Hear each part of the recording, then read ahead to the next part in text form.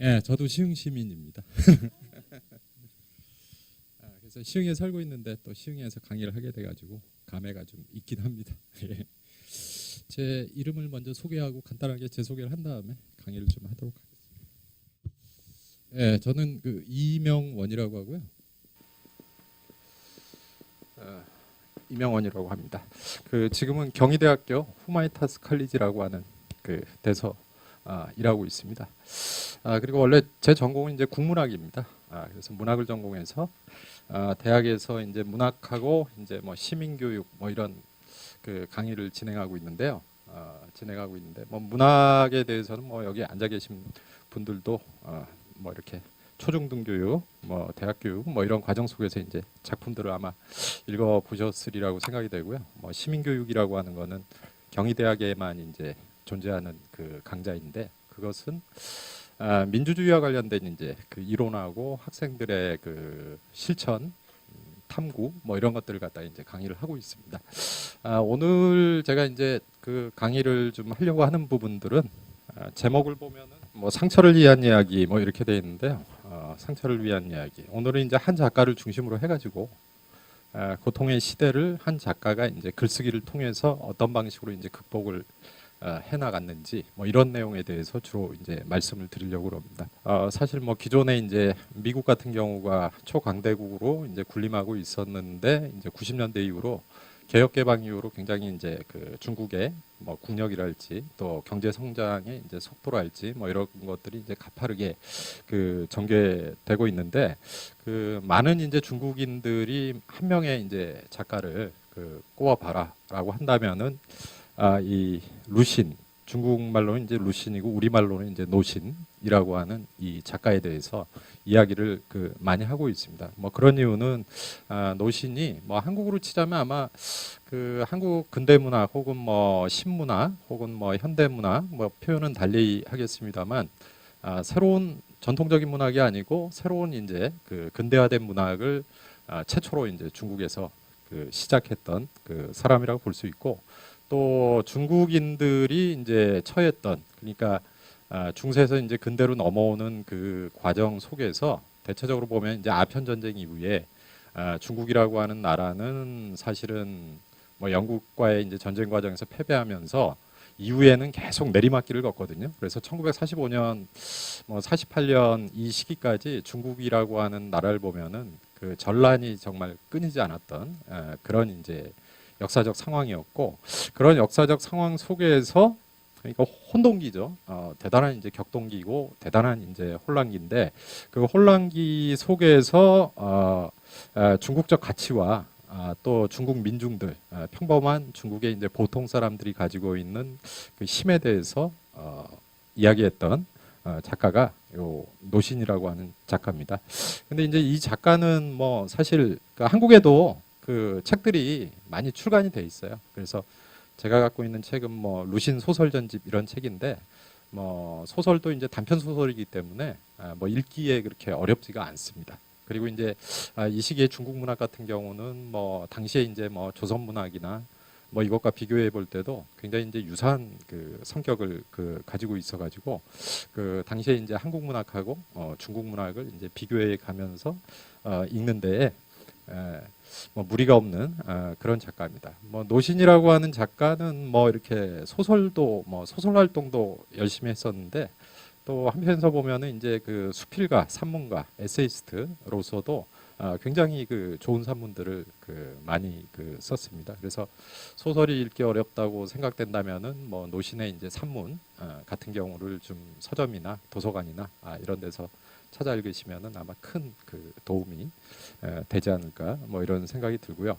그 노신 작가를 보면은 사실 뭐 출생부터 시작해서 1881년에 이제 출생을 해서 이제 1936년에 그 작고를 하신 걸로 돼 있는데 사실 이 시기라고 하는 거는 끝없는 이제 전쟁기였다고 볼 수 있습니다. 그래서 아편 전쟁 이후에 이제 태어나서 영국에 의해서 이제 패배하고 서구 열강에 의해서 이제 중국이 반식민지화되는 과정, 그 과정을 이제 유년 시절에 이제 겪었을 것이고요. 1895년이 되면은 95년, 96년이 되면은 이제 일본하고 이제 중국이 전쟁을 하지 않습니까? 근데 사실 뭐 청일 전쟁이라 그럽니다. 1895년 6년에 이 청일 전쟁 과정을 이제 유년기에 이제 겪었을 것이고, 역시 이제 이 전쟁에서도 그 중국이 일본에 이제 패배하게 되기 때문에 역시 이제 그 유년기에 뭐 중국인으로서 이제 당시에 이제 그 상황을 지켜봤을 때는 상당한 이제 그 열패감 뭐 이런 것들이 아마 있었으리라고 생각이 되고요. 그리고 나서 이제 36년이 되는데, 사실 뭐 1930년대가 되면은 이 중국이라고 하는 국가가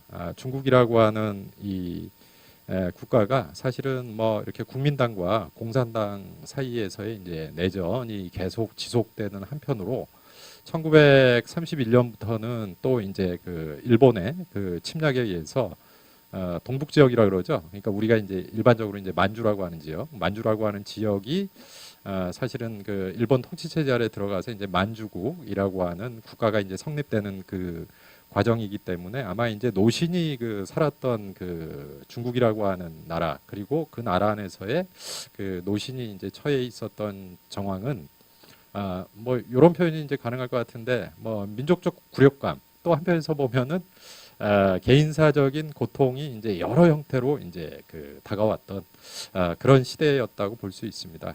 그런 이제 절망적 상황 속에서 이제 글을 쓰고, 이제 소설을 쓰고, 뭐 에세이를 쓰고, 그 다음에 이제 당시에 이제 그 중국의 청년들, 그리고 이제 중국의 그 평범한 대중들을 향해서 이제 노신이 외쳤던 여러 형태의 이제 메시지가 오늘날 남아서 중국에서는 이제 그 이 노신적인 어떤 문학이라고 하는 것을 알지 않고서는 문학에 대해서 근대 문학에 대해서 알 수가 없다. 뭐 이 정도로 이제 굉장히 평가받고 있는 그 작가라고 볼 수 있습니다. 그래서 뭐 노신 같은 사람과 이제 비교해가지고 뭐 가령 뭐 한국이나 뭐 일본의 작가 뭐 이런 작가를 한번 생각을 해보면은, 그 노신하고 이제 비슷한, 어떻게 보면은 그 시대적 전환기 속에서 그 한국의 근대 문학을 이제 개척하려고 이제 노력했던 작가들이 생각해보면 어떤 사람들이 있을까? 어떤 사람들이 있을까요? 한국, 조선 뭐 이렇게 생각을 해보면 뭐 이광수 같은 작가를 들 수가 있겠죠. 이광수. 노신하고 좀 비슷합니다. 이광수도. 비슷한 이제 성격을 갖고 있고요. 그다음에 이제 일본 같은 경우를 들면은 나스메 소세키라고 하는 작가가 있습니다. 그러니까 이 세 작가들을 보면은 공이 그 전통적인 이제 그 중화주의 중심의 동아시아 공동체 아래에서 이제 살아가다가 서구 열강에 의해서 이제 아시아가 반식민지 내지는 이제 식민화되는 과정 속에서 근대 문명이라고 하는 것을 이제 그 학습을 해야 된다. 또 이런 한편으로서 이 세 명의 작가들이 다 그 근대 문학을 이제 혹은 뭐 근대 문명을 이제 수혈하기 위해서 그 일본에 유학을 가고요. 뭐 나스메 소세키 같은 경우는 이제 영국에 유학을 갑니다. 일본 사람이었기 때문에 일본에서 이제 공부를 하다가 이제 영국에 유학을 가서 영국의 이제 발전된 근대를 좀 경험을 해야 된다. 뭐 이래서 이제 다시 일본으로 돌아오고요. 조선의 이제 이광수 같은 경우도 이제 일본으로 유학을 가가지고 일본의 이제 와세다 대학에서 이제 공부를 하고 이제 한국으로 이제 돌아오게 되는데, 노신 같은 경우도 이제 마찬가지로 이제 중국에서 유년 시절부터 이제 유년 시절에는 서당을 다녔다고 합니다. 서당을 다니다가 이제 그 초등교육 단계부터 이제 그 신교육을 받았고, 그리고 나서 이제 대학 진학은 일본으로 가서 의과대학에 이제 그 입학을 해요. 그 센다이 의학전문학교라고 해가지고 지금 이제 일본에서 보면 2011년에 그 동북 지역에, 그러니까 후쿠시마에 이제 그 대지진이 일어나고 그리고 나서 이제 쓰나미가 오고 원자력 발전소가 이제 폭발하고 뭐 이런 이제 정황이 있었는데, 그 후쿠시마 인근에 이제 센다이라고 하는 지역에 그 의학 전문학교가 있었는데, 그 의학 전문학교에 이제 들어가서 이제 의학을 이렇게 공부하게 되는, 그러나 이제 중간에 그 대학을 중퇴하게 됩니다. 뭐 중퇴한 이유에 대해서는 이제 강의를 좀 진행해가면서 좀 설명을 드리도록 하겠습니다. 누신 같은 경우를 보면은 사실 뭐 절망에 대해서도 얘기를 많이 하고요. 뭐 이렇게 고통에 대해서도 이야기를 많이 합니다. 그러면서 이제 자전적 얘기도 이제 자기 책에 쓰고 있는데, 사실 뭐 소설도 소설로서 이제 재미가 있긴 한데, 그 루신이 그 소설집을 내면서 썼던 일종의 이제 머릿말 내지는 서문이라고 하는 게 굉장히 인상적인 부분들이 많고, 그 다음에 이제 루신에 대해서 이제 논의를 할 때 루신의 그 창작집 서문 같은 경우를 들어서 이제 설명을 많이 하고 있는데 그 이유는 그 개인사를 통해서 이제 자기의 어떻게 보면 이제 글쓰기나 어떤 소설 쓰기가 가지고 있는 지향점을 굉장히 분명하게 이제 말하고 있기 때문에 또 그 개인사라고 하는 것들을 보면은 그게 사실은 왜 루신이 의학전문학교에 다니다가 의학전문학교에 다니면서 이제 의사가 되고 싶은 이제 꿈을 꾸고 있다가 왜 대학을 중퇴하고 왜 자기가 소설가가 돼서 소설을 쓸 수밖에 없었는지에 대해서 이제 고민을 이렇게 피력하고 있기 때문에 좀 흥미로운 부분들이 많습니다. 뭐 내용을 좀 이렇게 한 뭐 3, 40분 뭐 요 정도 시간대로 좀 정리해서 말씀을 드리면 이런 겁니다. 그 노신 같은 경우는 뭐 유년실에 굉장히 그 유복한 그 집안에서 그 컸던 것 같습니다. 굉장히 유복한 집안이었고 아마 이제 그 누신 개인의 이제 회고를 보면은 그 집안에 거느리고 있는 이제 노복들도 굉장히 많았던 것 같아요. 그러니까 노비죠.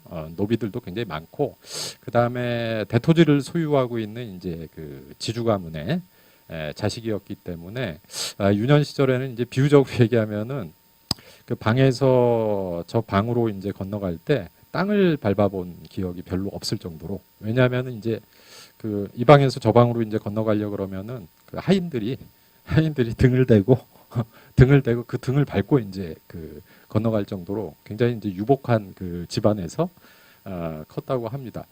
그렇게 이제 유복하고 이제 그 풍족한 집안에서 컸음에도 불구하고 그 노신이 이제 커가는 과정 속에서 여러 형태의 이제 가문적 몰락을 이제 경험하게 되고 또 여러 형태의 이제 상실감이라고 하는 것에 이제 빠지게 되는데 그렇게 유복하게 이제 커가던 누신이 이제 유년 시절에 어느 날 그 할아버지가 일련의 어떤 뭐 그 사상과 관련된 사건이었던 것 같아요. 청조 말기에 그 사건에 이제 연루가 되어서 이제 수감이 되고 그런 과정 속에서 이제 그 부친이 노신의 이제 부친이 깊은 이제 그 병에 이제 들었다. 뭐 이런 이제 회고가 있습니다.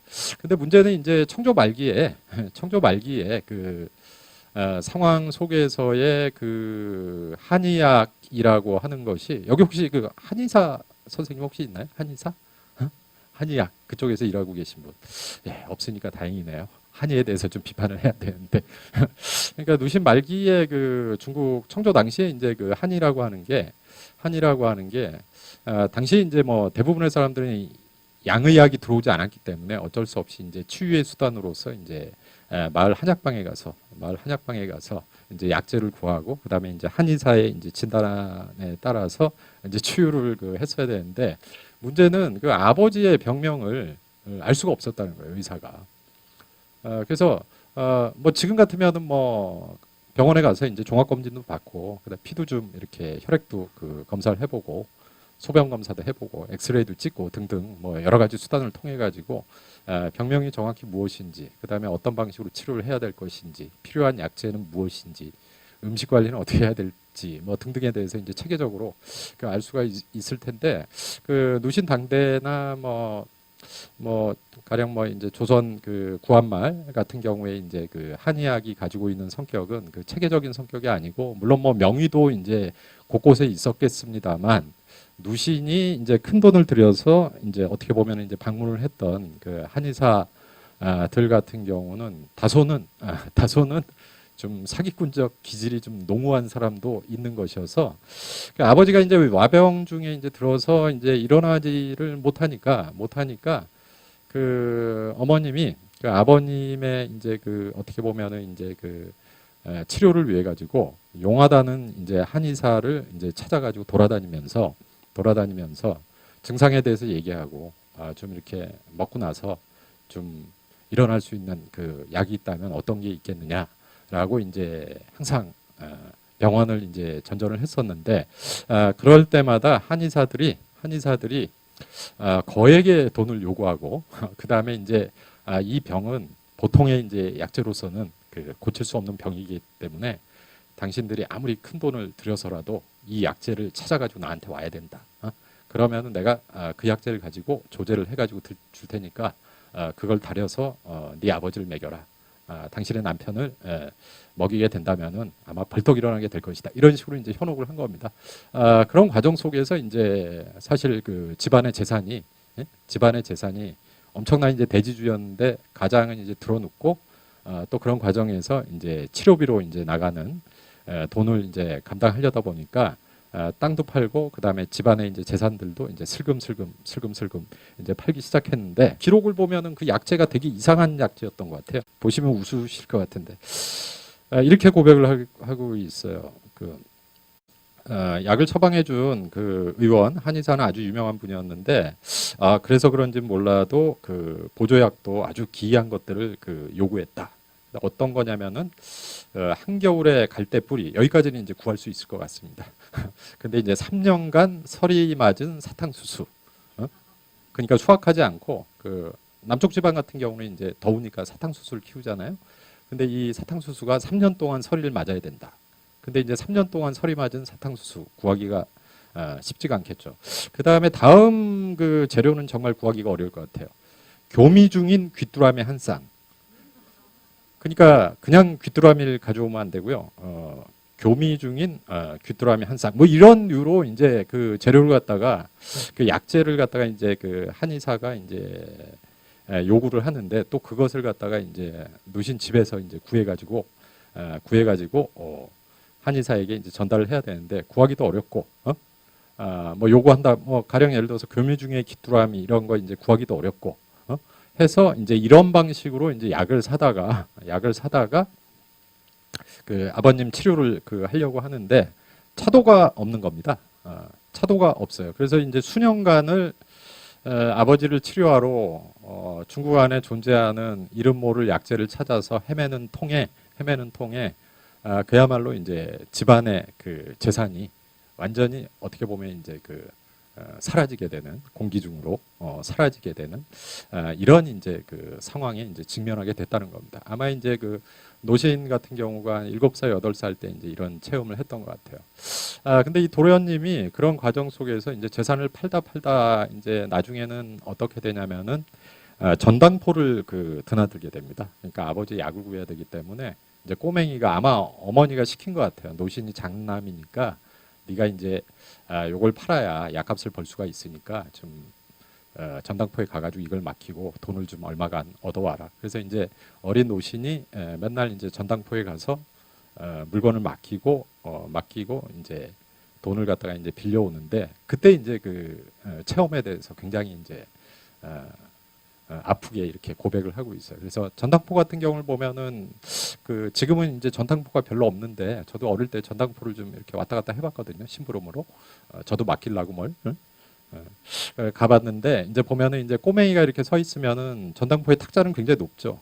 굉장히 높고 그 다음에 이제 철망이 이렇게 쳐 있고 요만한 구멍이 있어가지고 그 안에 이제 안경 낀 분이 전당포 주인이 이제 물건을 주면은 뭐 귀금속이나 이런 거면은 눈에다 먹겨가지고 이렇게 보기도 하고 뭐 그래가지고 이제 철문을 열고 안쪽으로 들어가서 이제 돈을 갖고 나와가지고 지불을 하고 길 동안 이제 금액을 갚지 않으면 결국 이제 뺏겨버리는 셈이 되는 것인데 그런 식의 이제 체험을 하면서 이제 굉장히 이제 모멸감이랄까 뭐 아이 입장에서는 이제 부끄럽기도 하고 또 한편에서 보면은 좀 거칠게 대하는 사람들 앞에서 이제 돈을 빌어야 된다는 것이 이제 굉장히 상처였을 것 같기도 하고 또 도련님이었기 때문에 상처였을 것 같기도 하고 더더군다나 더욱 분노스러운 건 뭐냐면은 그랬음에도 불구하고 아버님이 돌아가셨다는 거예요. 그러니까 집안이 사실은 완전히 아버님의 이제 치료를 위해서 집안에 있는 모든 재산들을 갖다가 거의 이제 다 바치듯이 한 셈인데 그럼에도 불구하고 아버님이 이제 자리에서 일어나시게 된다면은 그래도 의지를 가지고 이제 살 수가 있는 건데 아버님이 돌아가셔 버리니까 그때 아이가 갖고 있는 분노라고 하는 것은 그러니까 이게 성숙한 어른의 입장에서 봐서도 이제 큰 분노일 텐데 아이 입장에서는 더더구나 이제 믿을 수 없는 사건이 벌어진 거고 여러 형태의 이제 배신감 이런 표현은 몰랐겠지만은 인간에 대한 배신감 뭐 이런 것들이 아주 뿌리 깊게 이제 가슴 속에 남아가지고 그 아이가 이제 결심을 하게 됐다는 거죠. 어떤 결심을 하게 되냐면은 중국의 그 한의학이라고 하는 것은 많은 경우에 보면은 자기가 겪어봐서 알지만은 하나의 사기술이다. 사기술. 그래서 어리석은 사람들을 갖다가 현혹시켜가지고 돈을 갖다가 진탕 뺏어내고 결국 그것을 통해서 이제 축척하는 사람들이 저 한의사들인데 내가 어리긴 하지만은 이제 더 이상 저런 그 한의학으로 상징되고 있는 전통에 더 이상은 그 신뢰감을 가질 수가 없다. 내 아버지가 돌아가셨는데 그래서 나는 꼭 크게 된다면은 저런 그 한의사들이 그러니까 전통 중국의 한의사들이 보여주는 그런 이제 교만하기도 하고 또 교활하기도 하고 이런 술책들을 갖다 다 폭로하고 나는 양의가 될 거다. 이런 이제 결심을 했다고 합니다. 그래서 이제 서양 학문을 공부해서 그러니까 원한이 있었겠죠. 그러니까 아버지가 돌아가신 것에 대한 이제 비통한 이제 고통도 있고 그 다음에 이제 어떻게 보면 주술적이고 이제 굉장히 어떻게 보면은 이제 주술적인 수단을 통해 가지고 그것을 이제 치료다 이렇게 말하는 중국 전통 문화에 대해서 상당한 이제 분노를 가지고 있었고, 근데 또 대다수의 자신을 포함해서 중국의 많은 그 민중들은 그런 주술적인 세계 속에서 여전히 허우적거리면서 기만적으로 속고 있고 또 그 가운데 이제 삶이 그 뿌리 뽑힌다 뭐 이런 식의 이제 감각들을 아마 갖고 있었을 것이기 때문에 내가 크면은 반드시 이 중국의 한이 이것이 아니고 서양 학문을 배워가지고 발전된 서양 학문을 배워가지고 양이가 되어서 병든 중국인들을 갖다가 구제하고 싶다. 이런 꿈을 갖게 되었다는 겁니다. 그래서 서당을 다니다가 이제 결국은 이제 어린 나이에 어떻게 보면은 굉장히 좀 이렇게 철이 너무 일찍 들었다고 해야 될까요?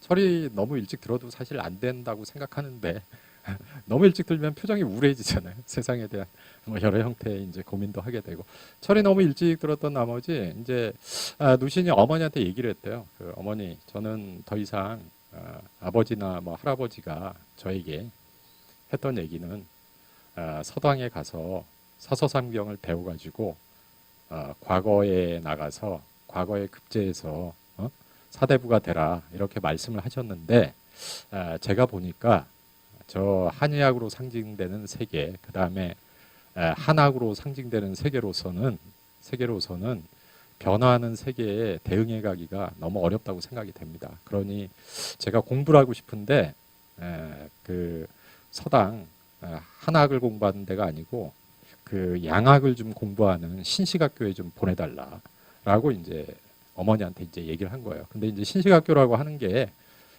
뭐 이제 초기이기 때문에 근대전환기 청조 말기이기 때문에 그렇게 많지가 않아서 이제 유학을 가야 되는데 중국 안에서도 중국 땅덩어리가 너무 크잖아요.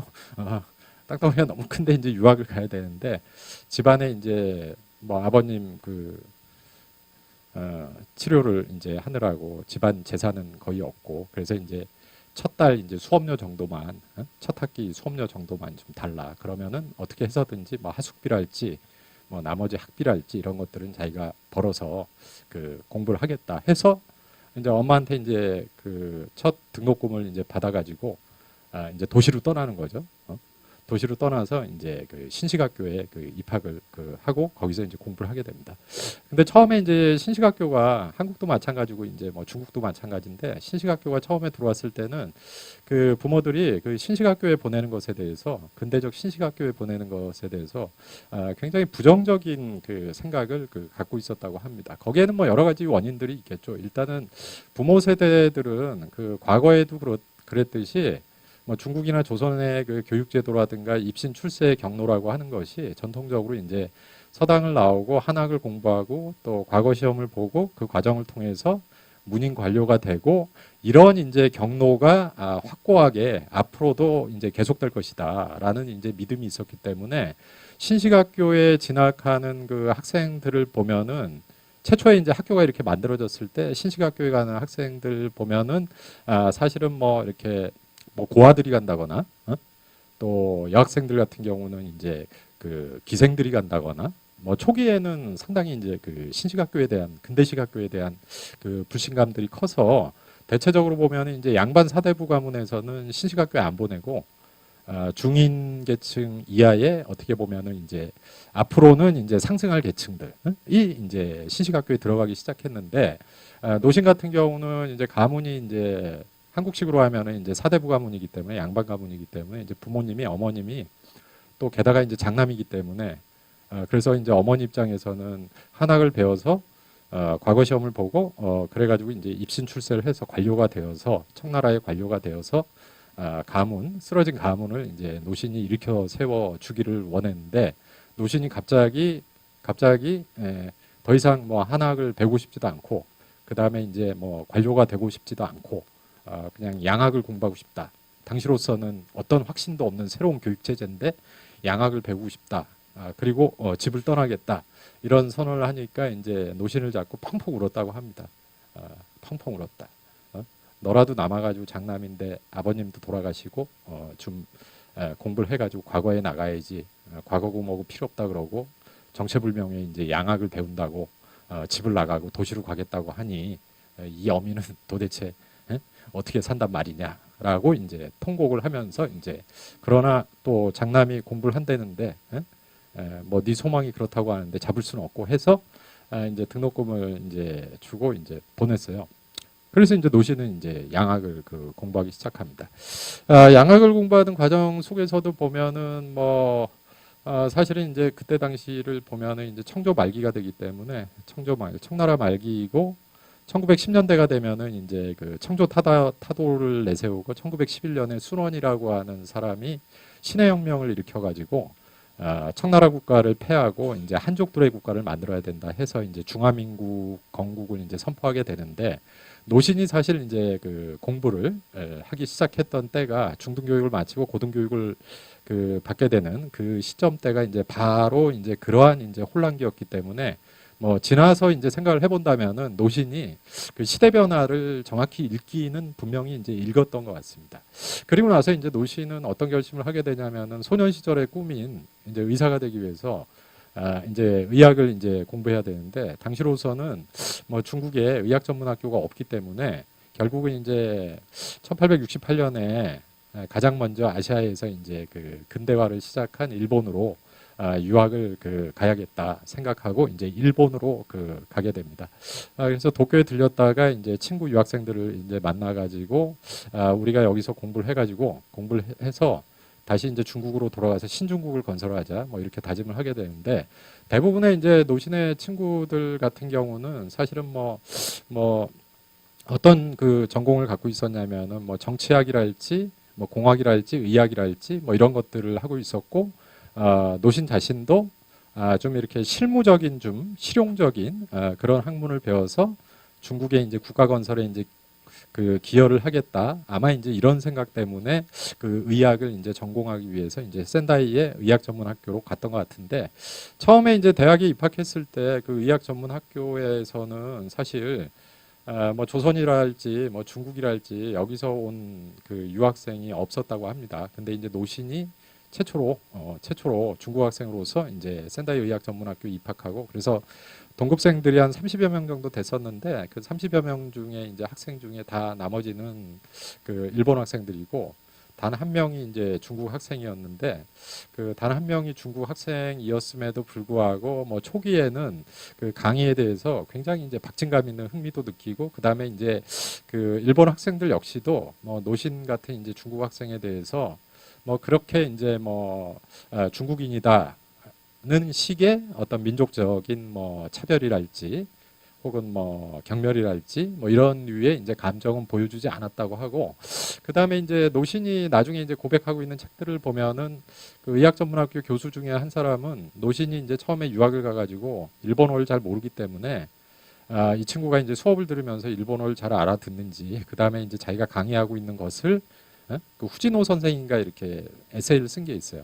강의를 들은 것을 갖다가 이제 노트에 잘 필기를 하고 있는지 이걸 확인하기 위해서 그 노신을 교수 연구실로 불러가지고 일주일에 한 번씩 노트 검사를 하면서 자네 이 개념은 일본어가 좀 서툴어서 그러는데 그게 아니네 하고 이렇게 지도를 했던 그 선생도 있고 그래서 이제 초기에는 다소는 이제 굉장히 좀 이렇게 좀 우호적인 관점 속에서 이제 노신 역시도 이제 마음을 다잡고 이제 공부를 하고 있었다고 합니다. 근데 이제 2학년이 되었는데 2학년이 되었는데 이제 생리학 시간이었는데 2학년이 돼서 이제 이런 평온했던 이제 노신의 삶이 좀 변하기 시작하거든요. 근데 변하는 이유는 노신은 전혀 의식을 하지 못했었는데 1905년 6년 이 시기에 일본이 또 한 번의 전쟁을 일으킵니다.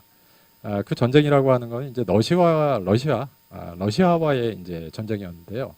결국 이제 뭐 청일 전쟁이나 뭐 러일 전쟁 같은 경우는 사실 뭐 명칭은 청나라 일본 전쟁, 또 뭐 러시아 일본 전쟁 이렇게 돼 있긴 한데 사실은 조선 문제 때문에 이제 전쟁이 벌어진 거죠. 그러니까 청일 전쟁 같은 경우는 사실 뭐 중국 같은 경우가 중화주의 체제 아래서 조선이 이제 혈맹이었고 그다음에 청나라가 이제 쇠퇴하는 과정 속에서도 조선에 대한 어떻게 보면은 뭐 영향력이라고 하는 것을 계속해서 행사하려고 하고 있었는데 일본 같은 경우는 조선을 통해서 조선을 점령하고 또 조선을 통해서 이제 중국으로 침략할 계획을 가지고 있었기 때문에 주도권을 둘러싸고 이제 조선에서 이제 일어났던 전쟁이 청일 전쟁이거든요.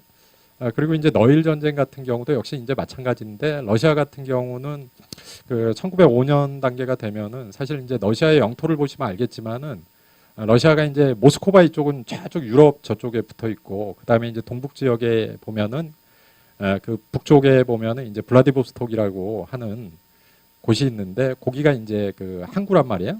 그래서 해군이 러시아의 이제 발틱 함대가 보면은 이제 유럽 쪽에 있는 항구를 주로 이제 활용을 해서 대서양 지역에서 이제 활동을 하고 있었는데 이 당시에 러시아 같은 경우는 사실 남하를 해가지고 그러니까 유럽 쪽도 있지만은 아시아 쪽도 제해권을 갖다가 이제 장악하고자 하는 이제 욕망이 있어가지고 좀 얼지 않는 항구. 그래서 이제 블라디보스톡이 아니라 더 내려와서 이 조선을 갖다가 이제 지배하게 된다면은 조선을 영향력 아래 두게 된다면은 이 아시아 태평양의 바다를 갖다가 러시아가 장악할 수 있다고 생각했기 때문에 사실은 거문도도 점령하고 뭐 남하 정책을 계속 펼치게 되거든요. 근데 펼치는 과정 속에서 또 일본이 이 조선을 또 어떻게 보면은 지배하고 침략해야 또 그것을 통해서 중국으로 이제 진출할 수 있고 또 중국에 대한 침략을 가속화할 수 있기 때문에 남한은 러시아하고 그다음에 이제 조선을 통해서 이제 대륙으로 나가려는 이제 일본 세력이 부딪혀서 벌어진 전쟁이 이제 러일 전쟁인데 러일 전쟁. 근데 러일 전쟁 같은 경우를 보면은 전쟁이 어디서 벌어졌냐면은 우리나라 동해에서 이제 해전은 벌어졌고요. 그 다음에 육지전 같은 경우는 뭐 산둥반도를 포함해 가지고 이제 중국 대륙에서 이제 벌어지게 되는데 그래서 해군은 이쪽에서 싸우고 동해에서 싸우고 그래서 유럽의 발틱 함대가 대서양을 거쳐서 지구를 거의 한 바퀴 돌아가지고 한반도에 와서 이제 패전하게 되고 그 다음에 이제 중국에서 이제 전쟁을 진행하게 되는데 중국 대륙에서 전쟁을 하게 되는데 결국 이제 일본에 이제 패배하게 된단 말입니다. 근데 이제 대학 수업 시간에 이렇게 들어갔는데 생략 선생이 전쟁기여서 그랬는지 몰라도 항상 수업을 이제 진행한 다음에 시간이 좀 남잖아요. 시간이 좀 남으면은 불을 다 끈 다음에 다큐멘터리를 슬라이드를 항상 보여줬다는 거예요. 슬라이드. 그래서 지금 시간이 4시 35분인데 50분까지 우리가 수업이지 시간이 좀 남았군. 지금 우리 일본군이 러시아군하고 전쟁을 하고 있는 건 알겠지? 제군들? 뭐 이러면서 자 오늘도 새로운 필름이 왔으니까 한번 보자고 해가지고 이제 여기 화면에다가 슬라이드를 갖다 영상기로 샥 비춰주면은 보면은 이제 일본이 승승장구했던 이제 필름들이 이제 여기 나오는 거예요. 그러면은 이제 자 보라 제군들 우리가 아시아에서 우리 일본군이 드디어 이제 서양 열강을 갖다가 맞아가지고 승리를 하고 있다. 그리고 이 승리는 뭐 여기서 끝나는 게 아니고 그동안 이제 서구 열강에 지배받고 있었던 모든 아시아인의 이제 승리라고 생각한다. 하니까 이제 교실에 앉아 있던 일본 학생들이 이제 다들 교수의 그런 이제 선동적인 이야기를 듣고 만세 하면서 이제 만세 하면서 이제 만세를 부르고 있는데 루시는 그 어떤 편이었느냐 하면은 자기도 만세를 불렀다. 자기도 만세를 불렀다. 그래서 누신도 역시 이제 그 필름을 보면서 러시아군에 대항해 가지고 일본군이 승리한다. 이것은 자기 입장에서 봤을 때는 아시아인의 승리라고 볼 수 있다. 해가지고 자기가 뭐 중국인이고 이 친구가 일본이라는 것과 이제 상관없이 함께 이제 만세를 불렀다. 근데 이제 다음 시간이 돼가지고 이제 또 그 선생님이 들어오신 거예요. 그래서 생리학 시간에 뭐 세포 뭐 이런 거 막 설명하다가 자 지금 시간이 4시 36분이니까 시간이 좀 남았는데 오늘도 전황에 대해서 한번 입수된 슬라이드를 통해서 보도록 하자고 이제 촥 비쳤대요. 그래서 이제 그 이전과 동일하게 노신 역시도 요번에도 그 일본군이 아시아를 대표해 가지고 러시아군과 싸우는구나 드디어 승리했단 말인가 하고 보고 있는데 슬프게도 거기서 이제 못 볼 걸 보게 되었다.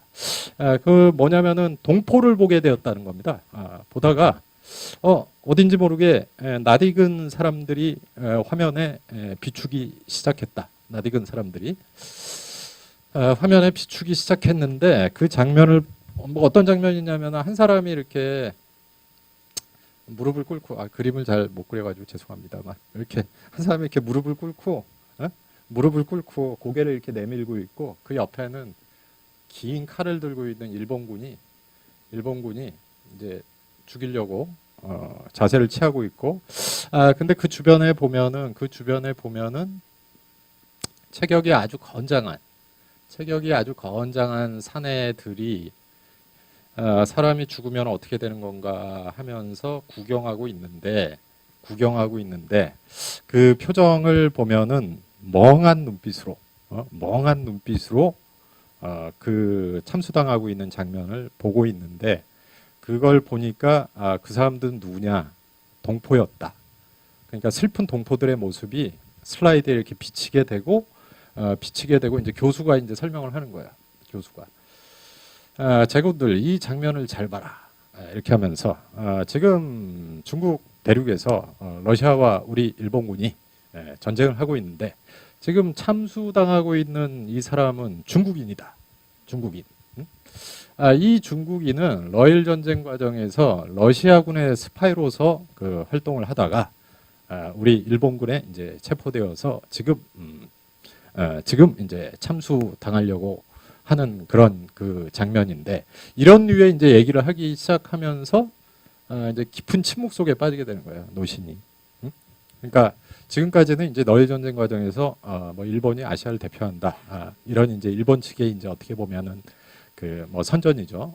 그 선전을 받아들이면서 나도 일본인과 동일한 동양인이다. 그러니까 저 전쟁은 일본과 러시아의 전쟁이라기보다는 동양과 이제 서구 열강의 전쟁이고 동양과 서구 열강의 전쟁에서 이제 동양의 이제 승리를 보여주는 것이기 때문에 중국인, 일본인 이걸 떠나가지고 같은 이제 어떻게 보면 동양인으로서 저 일본군의 승리를 아무 생각 없이 만세를 부르면서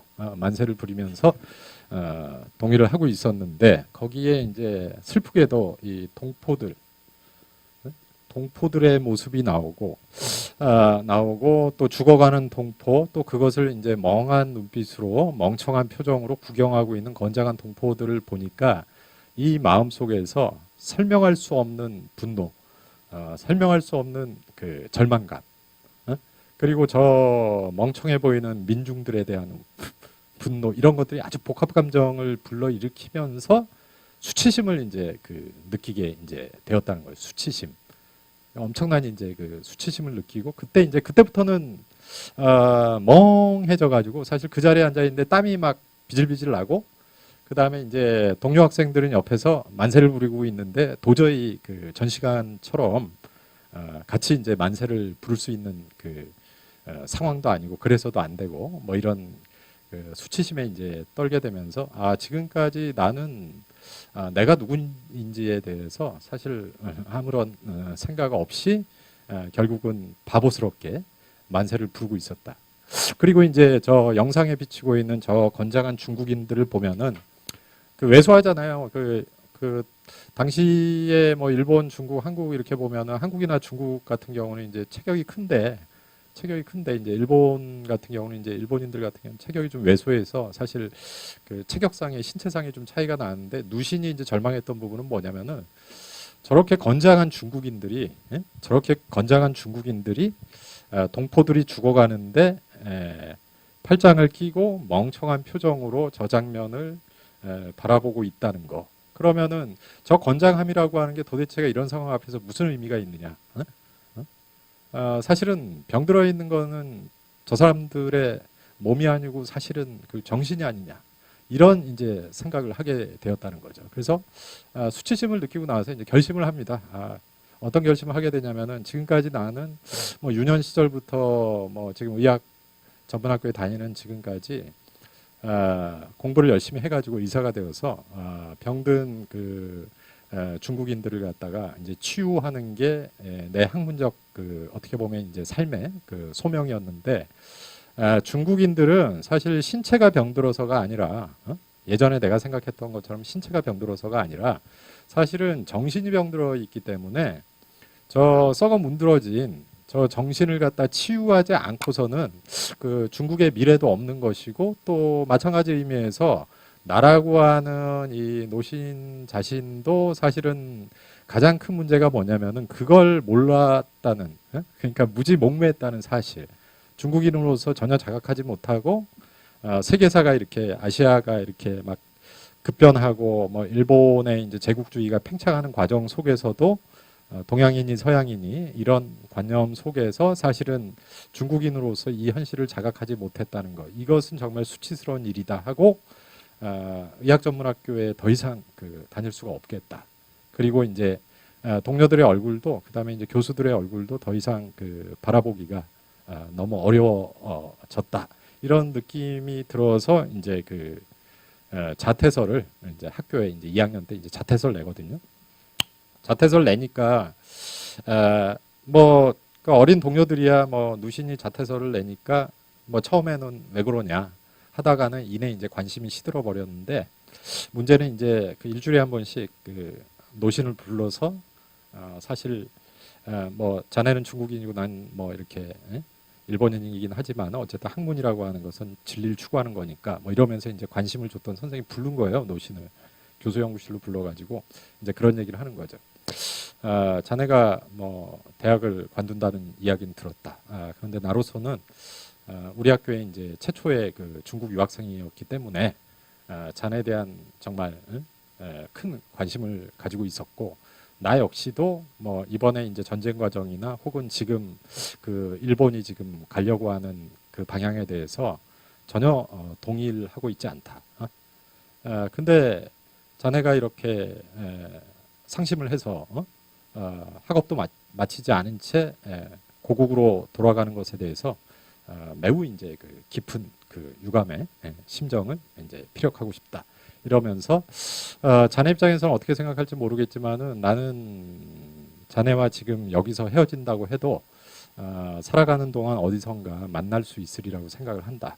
그래서 내가 사진을 한 장, 사진을 한 장 준비를 했는데 받아주게 하면서 이제 자기 사진을, 그러니까 교수가 이제 자기 그 사진을 이렇게 딱 주는 거예요. 그래서 이제 노신한테 사진을 주면서 우리가 이런 그 씁쓸한 그 상황 속에서 헤어지긴 하지만은 그 언젠가는 사람 대 사람으로서 만날 날이 오지 않겠는가 하고 이제 사진을 주는데 노신은 그 사진을 받질 않아요. 아무 말도 안 하고 선생님 말씀은 뭐 뭔지 알겠지만은 죄송합니다 하면서 그냥 사진을 안 받고 이제 고국으로 이제 돌아갈 생각을 하는 거죠. 그리고 나서 이제 자퇴를 했어요. 자퇴를 하고 나서는 이제 어떤 생각을 하게 되냐면은 그러면은 중국인들의 그 정신개조에 있어서 가장 지금 현재 필요한 학문은 무엇인가 이렇게 생각을 했더니 이제 문학이다. 문학. 근데 자기 주변 친구들을 보니까 뭐 법학이니 정치학이니 뭐 의학이니 공학이니 이런 이제 학문을 하는 친구들은 많은데 문학을 하는 친구들은 없고 게다가 이제 자기 입장에서도 그 문학이 도대체 뭔지에 대해서 잘 모른다. 사실 그 문학이 뭔지 모르죠. 1900년대 그 사람들은 오늘날 우리가 얘기하는 것처럼 뭐 시, 소설 이런 걸 떠올린 게 아니고 시 하면은 뭘 떠올립니까? 한시를 떠올리죠. 한시. 한시를 떠올리고 뭐 그런 이제 입장이기 때문에 오늘날 우리가 뭐 그냥 문학했을 때 머릿속에 떠올리는 그런 이제 장르를 생각하지 못하거든요. 근데 보니까 이제 도쿄로 와서 보니까 도쿄에서 이제 공부하고 있는 친구들 가운데 문학을 전공하는 친구들이 있고 그 친구들 가운데서도 뭐 일종의 어떻게 보면은 독립운동 비슷한 심정으로 독립운동 비슷한 심정으로 이제 그 중국인들의 이제 자력과 자강 뭐 이런 것들을 강조하면서 좀 문학운동을 해야 되지 않느냐 우리 중국도 그래서 문학을 통해 가지고 이제 중국 정신 사상사를 갖다가 좀 이렇게 변혁해야 되지 않겠느냐 이런 생각을 가지고 있었던 친구들이 있었다고 합니다. 그래서 그 친구들 5명하고 의기투합을 해가지고 이제 약속을 했다는 거예요. 그러니까 어떤 약속을 했냐면은 지금 우리 중국에 필요한 거는 기술도 필요한데 사상도 필요하다. 근데 그 사상에 있어서 대중들에게 가장 편하고 용이한 언어로 이제 전달할 수 있는 건 문학이고 그래서 우리가 그 문학 잡지를 하나 만들자. 그래서 문학 잡지를 만들어 가지고 이걸 갖다가 이제 중국어로 쓰고 그다음에 중국식으로 이제 소설 써서 중국 대륙에 가서 그걸 갖다가 동포들에게 읽히자. 그래서 그 과정을 통해 가지고 중국인들의 어떻게 보면 이완된 어떻게 보면은 이제 정신을 갖다가 아주 그 탄탄하게 새롭게 이제 새로운 세계를 만들기 위해서 좀 구축을 해보는 게 어떻겠느냐 해서 이제 약속을 한 거죠. 그래서 책을 내기 위해서는 이제 돈이 필요하잖아요. 그래서 편집도 해야겠지만은 일단은 뭐 그 인쇄소에서 인쇄도 해야 되고 그다음에 이제 책을 갖다가 배포도 해야 되고 배포망도 이제 짜야 되고 해서 막대한 돈도 필요하고 당시로서는 그다음에 이제 일단 책을 만들면은 뭐 구성도 하고 원고 청탁도 하고 뭐 이래야 되기 때문에 계획을 세워가지고 그렇게 하기로 하였는데 문제는 친구들이 한 명 두 명씩 약속을 어기고 야, 누신 내가 지난번에 같이 한다고 했는데 아무래도 안 될 것 같다. 집에서 빨리 와서 그 결혼을 그 하라 그러고 그다음에 또 다른 친구는 누신 너하고 이제 굳게 그 맹세를 했었는데 공무원이 돼가지고 또 일을 그 하게 돼가지고 문학운동 이건 차후로 미루자 뭐 이런 식으로 해가지고 이제 친구들이 이제 다 빠져나간 거예요. 그래서 그때 이제 누신이 갖고 있었던 또 어떻게 보면 절망감이 이제 또 한 번 커진 거죠. 그러니까 의과대학까지 자퇴하고 어쨌든 믿을 수 있는 동지라고 생각해가지고 같이 이제 문학 잡지를 내겠다 이렇게 생각해서 이제 문학을 하고자 했는데 약속을 지키지 않는다. 그리고 이유도 없이 이제 사라지는 친구들도 그 발생을 한다. 그러면 이게 도대체 그 중국인들 과연 믿을 수 있느냐? 내 친구 그리고 이 중국인의 어떻게 보면 일반적인 이게 성향이 아니겠느냐라고 생각하면서 이제 또 한 번 이제 절망을 해서 이제 루신이 도저히 우리 중국인들은 도저히 희망이 없다. 결국 이제 러일 전쟁 때 그 덩치 큰 놈들이 우통 벗고 동포들이 죽어갈 때 낄낄대면서 웃고 있는 그 멍청한 표정하고 배웠다는 놈들인 내 친구들이나 별 차이가 없다. 그러니까 뭐 이랬을 때는 우리 중국은 그 망할 수밖에 없다. 뭐 이런 이제 절망감에 이제 빠져가지고 그 학업도 그 포기하고 그 다음에 이제 문학도 포기하고 이제 돌아오는 거죠. 그 중국으로 돌아와요. 그래서 돌아오는데 돌아와서 그럼 뭘 했느냐? 일종의 이제 그 광인 비슷한 상태로 이제 누신이 살고 있다라고 하는 이제 소문이 그 돌게 되는데 돌아와가지고 아무것도 안 합니다. 아무것도 안 해요. 근데 이제 그 중국에 있었던 뭐 가족들이랄지 그다음에 동료들 같은 경우는 누신이 뭐 일본에 유학을 가가지고 공부하던 것도 작파하고 그다음에 뭐 문학을 한다 그랬는데 또 그것도 이제 실패하고 그래서 이제 동료들 사이에 가족들 사이에서는 그 누신이 미쳤다.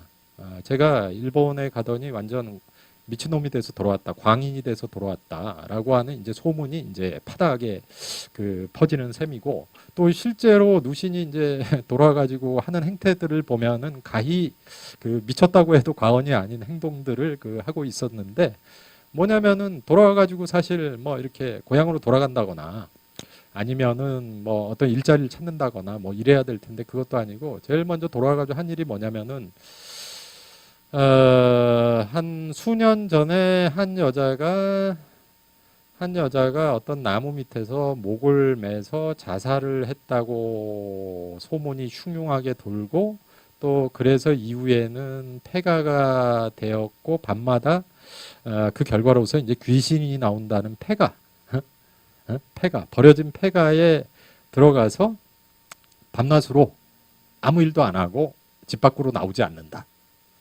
몇 년 동안 이런 장면이 이제 연출이 되는 거예요. 그러니까 이제 친구들 입장에서 보면은 귀신 나온다는 집에 노신이 그냥 혼자 들어가가지고 뭘 하는지도 모르고 그 다음에 친구들도 안 만나고 가족들도 안 만나고 그렇게 이제 앉아 있으니까 노신은 드디어 소문대로 광인이 되었구나. 이런 이제 상황이 있었고, 그럼 이제 그런 노신은 그 폐가에서 무엇을 하고 있었냐 하면은 그 노신이 그 사실 소설가로서도 굉장히 유명하지만 금석학의 대가거든요. 그러니까 옛 그 고비들 있잖아요. 오래된 비석들. 응? 오래된 비석들을 보면은 거기에 이제 한문으로 이렇게 기록을 쫙 해놨을 거 아닙니까? 그래서 이제 노신이 그때 했던 일은 뭐냐면 한 수년 동안 했던 일은 뭐냐면은 이제 그 오래된 비석들을 찾아다니는 거예요. 그래서 그 지역에 있는 오래된 비석들을 이제 답사를 하면서 탁본을 뜹니다. 그래서 비석에다가 이제 먹을 바른 다음에 하얀 화선지를 이렇게 촥촥촥촥 붙인 다음에 이렇게 딱 띄어내면은 그 고비에 이제 기록되어 있는 글자들 있잖아요.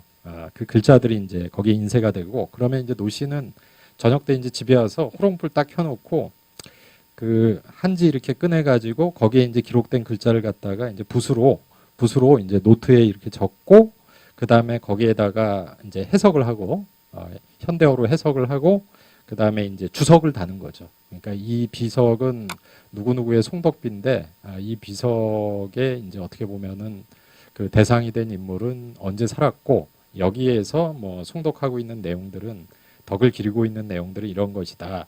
라는 식으로 이제 기록들을 갖다가 이제 계속해서 남겨요. 근데 아마 이제 거의 제가 볼 때는 이제 거의 강박적인 행위에 가까울 정도로 거기에 몰입했던 거는 아마 내면적 혼란을 극복하는 수단이 결국은 가장 단순한 일에 집중하는 데서 좀 이렇게 가능해지지 않았나 이런 생각도 드는데, 그러니까 뭐냐면은 이제 살아가면서 머리가 굉장히 복잡해질 때, 그리고 이제 그 단순하게 머리가 복잡해질 뿐만이 아니고 그 존재 자체를 갖다가 뒤흔드는 경험을 했다. 그 다음에 세계에 대해서, 세상에 대해서 거대한 이제 그 분노와 배신감 뭐 이런 걸 느꼈다.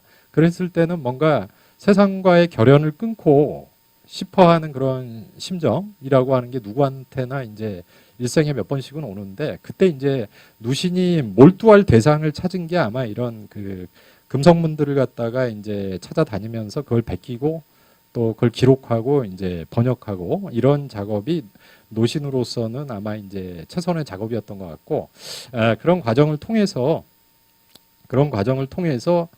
노신이 그 내적 절망감을 좀 잊어보려고 이제 그 노력을 아마 그 하지 않았을까 이런 생각이 그 든다는 거죠. 근데 어느 날 친구가 한 명 찾아옵니다. 친구가 찾아와서 이런 얘기를 하는 거죠. 이복의 노신, 자네가 이 폐가에서 거의 미친 사람처럼 살고 있다는 내용을 우리 동료들이 들었는데 자네한테 한 가지 제안할 게 있네. 그래서 뭔가 그랬더니, 일전에 자네가 그 동경에서 우리에게 문학 잡지를 만들자, 또 그것을 통해서 중국인들의 정신을 개조하자 이런 제안을 하지 않았나. 중국에서 우리들은 일본에서 약속은 지키지 못했지만은 중국에 온 친구들이 드디어 자네 뜻과 동일한 작업을 시작했네. 그래서 우리가 신청년이라고 하는 잡지를 지금 내고 있는데 자네도 이 잡지에 좀 글을 써줄 수 있지 않겠나 했더니 이제 노신이 그런 얘기를 하는 거예요. 쓸 수 없네. 계속 이제 거부를 하는 거죠. 근데 이제 삼고철의 정통이 있으니까 친구가 이제 찾아와서 계속 얘기를 하니까 친구한테 이런 얘기를 하는 거죠. 이복의 친구 한번 이런 식의 가정을 한번 해보면 어떻겠나 하면서 이제 얘기를 하는데, 그 가정은 뭐 이런 겁니다. 요것만 얘기하고 이제 1교시는 그냥 끝내도록 하겠습니다만, 이런 생각을 해보게. 지금 자네가 나한테 신청년이라고 하는 잡지 중국인들에게 뭐 만들어서 읽힌다 이런 얘기를 하고 있는 거는 마치 이 상황하고 비슷한 거네. 가령 한번 상상을 해보게. 지금 하나의 방이 있네. 이렇게 사각형의 방이 있는데 이 방을 상상하시면 됩니다. 이 방. 이런 방에 방이 있는데 이 방의 특징은 뭐냐면은 창문이 없네. 그리고 나가는 문도 없네. 그래서 여기도 이제 불을 끄면은 아주 그 칠흑의 그 어둠이 될 거 아닙니까? 근데 이 방은 또 뭘로 돼 있냐면은 쇠, 쇠, 철. 그러니까 철로 된 이 사각형의 방이 있다. 근데 지금 이 방의 상태를 보면은 이 방 안에는 엄청나게 많은 사람들이 누워서 이제 잠들어 있다. 어둠 속에서, 칠흑 같은 어둠 속에서 잠들어 있다. 근데 지금 친구 자네가 나한테 와가지고 뭐 신청년이네 뭐네 하면서 같이 문화운동을 하자, 뭐 문학 잡지를 내자, 지금 이러고 있는 건 뭐냐면은 지금 이렇게 혼수 상태로 누워가지고 시간이 지나면 공기가 점점 희박해져서 이제 죽어갈 사람들인데 자네가 지금 하는 일은 뭐냐면은 이 죽어갈 사람들, 응? 공기가 희박해져서 혼수 상태에서 죽어가긴 하는데 고통 없이 죽어갈 수 있는 사람들에게 갑자기 한 사람을 깨워가지고 이복이 일어나 이런 짓을 하고 있는 건데 설사 죽어가고 있는 사람들이 깬들 무엇을 하겠는가? 이 새로 된 방을 갖다가 사실 뚫고 깨고 나갈 수 있는 힘도 없고 결국은 새로 된 방, 이 밀폐된 방 안에서 깨어났을 경우에는 나갈 수 없다는 그 절망감 때문에 공포와 이런 공포하고 이제 이런 전율감만 느끼면서 더 고통스럽게 사람이 죽어갈 텐데 왜 이런 미친 짓을 하나? 이 얘기는 뭐냐면은 우리 중국이라고 하는 나라는 이미 가망이 없네. 자네가 뭐 신청년을 만들고 나에게 동참을 하라고 했는데 나는 그때 동경에서 이미 그 우리 중국이라고 하는 나라는 가망이 없고, 그러니까 중국이라고 하는 것은 나갈 문도 없고 빛 한 방울 들어오지 않는 이런 새로 된 방과 비슷한 것이고, 우리 중국인들이라고 하는 것은 이 방 안에서 결국에는 얼마 안 남은 공기를 혼수 상태 속에서 호흡을 하다가 고통 없이 죽어가는 거, 그것만이 사실 남겨져 있는 마지막 희망이라고 볼 수 있는데, 그런 그 절망적인 상황 속에서, 그런 한계 상황 속에서 자네는 사람들한테 깨어 일어나야 된다. 일어나서 이 벽을 부셔야 된다. 근데 저 벽은 내가 볼 때 부서질 수 있는 벽이 아니야. 그렇기 때문에 지금 자네는 나한테는 물론이거니와 다른 중국인에게도 헛된 희망을 불어넣고 있는 거야. 그러니 단념하게 이렇게 얘기를 하거든요. 그래서 그 비유적으로 이제 거부하는 거죠. 너하고 함께 그 일을 할 수 없다. 우리 중국 희망 없다. 이렇게 얘기하니까 친구가 그런 얘기를 하는 거예요. 다시 이제 반문을 하면서 객관적으로 볼 때는 자네 말이 맞는데, 그러나 혹시 만에 하나라도 잠들어 있던 사람들이 모두 깨어나가지고 필사적으로 저 벽에 몸을 부딪힐 때 혹여라도 만에 하나 저 벽이 무너질 가능성이 아예 없다고는 말할 수 없지 않나? 그러니까 말이 좀 복잡하죠. 잠들어 있던 사람들이 다 깨어나가지고 필사적으로 온 힘을 다해가지고 한꺼번에 저 벽을 향해서 몸을 부딪힐 때 만에 하나 저 벽이 열릴 수 있다는 가능성이 아예 없다고는 볼 수 없지 않나? 이런 식으로 이제 얘기를 하는 거예요. 절망적인 건 사실이다. 하지만은 기적일지도 모르고 사실 어떤 상황에 의해서 가능해질지도 모르는데 가능성이 아예 없다고는 말할 수 없지 않나? 일말의 가능성이라도 있는 거 아닌가? 그 일말의 가능성이라고 있다면은 우리가 지금 잠들어 있는 이 사람들을 깨서 흔들어 깨워가지고 이보게 이대로 자면은 숨 막혀가지고 결국은 죽게 될 거야. 깨어나면 물론 그 고통스럽겠지. 이 완강한 벽이 우리 앞에 있으니까. 근데 우리가 힘을 합쳐가지고 한번 어차피 죽는 거니까 죽을 힘을 다해가지고 함께 완강하게 저 벽을 갖다가 한번 부딪혀 본다면은 저 벽이 깨어질 가능성이 만에 하나 있다고 만분의 1이라고 할지라도 한번 부딪혀 봐야 되지 않나? 그냥 죽을 수는 없지 않나? 라고 이제 친구가 얘기를 하니까 그 비유를 이제 듣고 나서 그래? 고민을 하다가 그렇다면 한번 시도해 보지 해가지고 이제 그때부터 이제 노신이 그 글을 이제 쓰기 시작합니다. 노신 소설 유명한 거 많은데요. 그 한국에 많이 알려진 게 뭐 광인일기 같은 경우가 이제 많이 알려졌습니다. 이 소설에 대해서 뭐 오늘 하려는 건 아니고요. 아큐정전 같은 경우도 그 많이 알려졌습니다.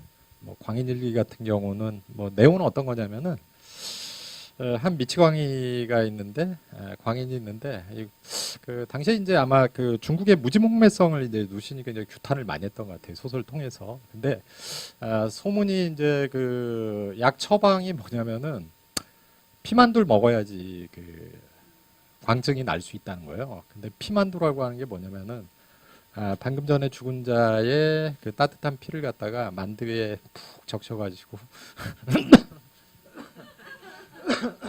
상상을 하니까 좀 그런데 예, 만두에 푹 적셔서 이제 그걸 갖다 먹어야 이제 광증 혹은 뭐 폐결핵 이런 게 낫는다고 해서 역시 이제 이것도 이제 그 노신이 한의학에 대한 어떤 유년 시절의 분노를 그렇게 또 표시한 게 아닌가 이렇게 생각이 되는데 그래가지고 이제 동생이 이제 그런 광증에 걸리니까 이제 그걸 갖다가 이제 가족들이 이제 돈으로 이제 사형 집행관을 매수해가지고 오늘 그 집행을 하면은 이제 참수를 하면 피가 있으니까 거기에다 좀 만두 좀 이렇게 만두를 갖고 와서 좀 피를 흠씬 좀 묻혀달라.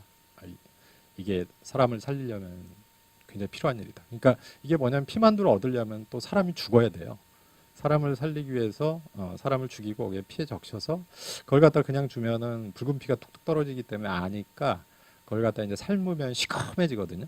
그래서 그 시커먼 만두를 이 지금 병에 걸린 그 아들한테 이제 주는데 그걸 이제 뭣도 모르고 먹다가 나중에는 이제 알게 돼요.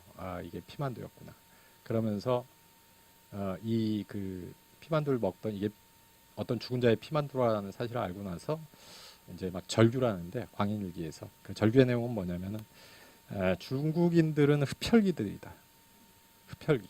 그러니까 타인의 피를 빨아먹고 그걸로 살려고 하는. 그러니까 이건 뭐냐면은 다 미쳤다. 이건 광인들이다.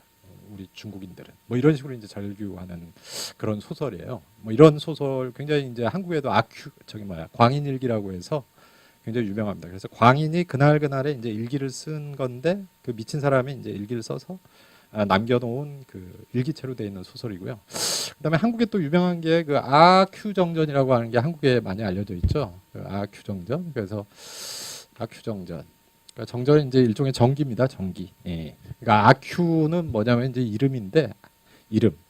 그 어느 마을에 그 정체를 알 수 없고 신분을 알 수 없는 악거라고 하는 사람이 사는데 성이 뭔지도 모르고요. 그 다음에 어디서 태어난지도 모르고 뭐 직업도 뭐 존재하지 않는데 이 이름이 정확하게 본명이 악거인지 악귀인지 뭐 이것도 모르기 때문에 그냥 편의상 이름을 이제 아큐라고 하고 이 아큐의 그 삶과 죽음에 대해서 일종의 이제 정기 양식으로 기록을 하겠다 해서 이제 쓰여진 소설이 이제 아큐 정전이거든요.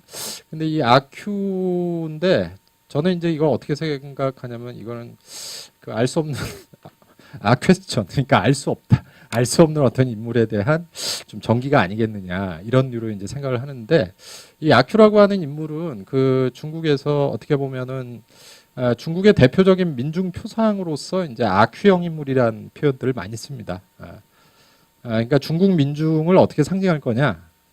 그러니까 인물 중에 가장 대표적인 어떻게 보면은 중국인의 전형성을 담고 있는 인물이 뭐냐라고 했을 때 흔히 이제 중국에서는 아큐형 인물, 이 아큐와 같은 인물인데 그 아큐 같은 인물은 뭐 어떤 거냐면 일단 기본적으로 이제 허풍이 엄청나게 심해요. 아큐. 그 다음에 두 번째는 전혀 신뢰할 수도 없고 믿을 수도 없어요. 거짓말을 워낙 많이 하기 때문에 신뢰할 수 없고 믿을 수 없다. 그 다음에 세 번째는 자기에게 이제 그 닥친 불행, 그 다음에 고통, 운명을 합리화해요. 스스로. 합리화. 그러니까 합리화의 기제예요. 근데 그 합리화의 방법을 어떻게 표현하고 있냐면은 이제 정신승리법이라고 이제 표현을 합니다. 정신승리법.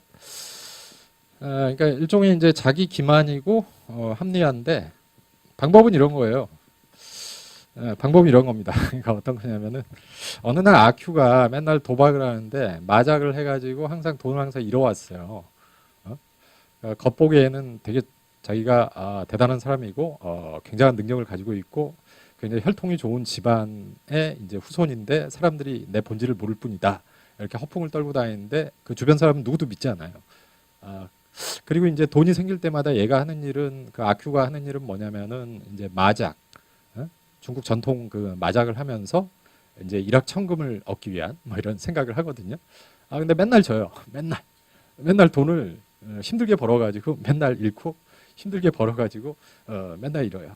근데 어느 날은 굉장히 대단하게 운이 좋았던 것 같은데 맨날 잃다가 어느 날은 큰 돈을 갖다가 이제 도박판에서 얻어가지고 정말 희희낙낙하면서 희희낙낙하면서 그 큰 돈을 갖다 주머니에 넣고 이제 집으로 돌아가고 있었어요. 돌아가고 있는데 그냥 강도를 만났네요. 어?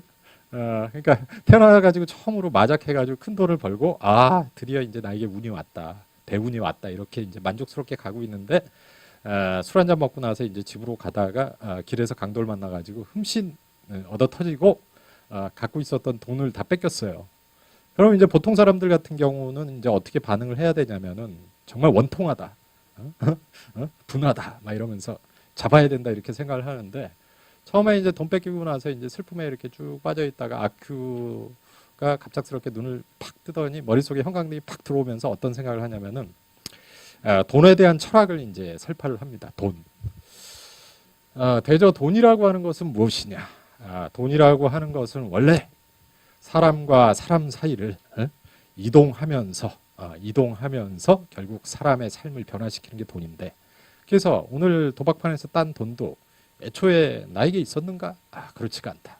누군가에게 있었던 돈이 나에게로 왔을 뿐이고 그러면은 내가 강도를 만나가지고 돈을 빼앗겼는데 이게 원통한 일인가? 그렇지가 않다.